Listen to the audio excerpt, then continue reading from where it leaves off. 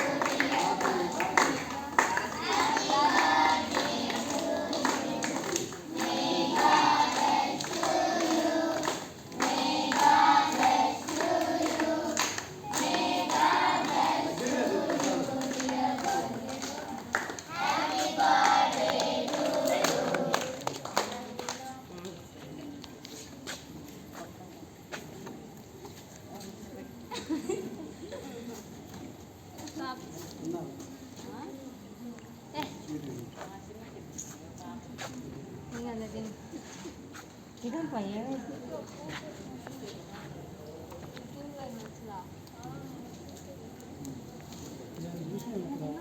ఏమో మాకు పంచాయతీ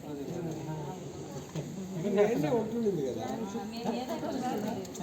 అదే పండమ్మా ఉంటుంది కదా కనీసం మాట్లాడతాయి. ఈరోజు అభయశ్రీ ఫౌండేషన్ ఆధ్వర్యంలో నా సోదరుడు చంద్ర గణేష్, సాయి ప్రియ సిస్టర్లా వాళ్ళ యొక్క పుత్రిక చంద్ర వెంకట దాత్రి బర్త్డే సందర్భంగా వాళ్ళు ఇతర దేశాలలో ఉన్నప్పటికీ వాళ్ళ పాప యొక్క జన్మదినోత్సవాన్ని మీ మధ్య జరుపుకోవాలని చెప్పడం జరిగింది. పోయిన సంవత్సరం కూడా ఇదే టైంలో బర్త్డే ఇదే జరుపుకున్నాం. గుర్తుందా మీకు? గుర్తుందా లేదా? సేమ్ ఇదే అమ్మాయి యొక్క బర్త్డే ఇక్కడే జరుపుకోవడం జరిగింది.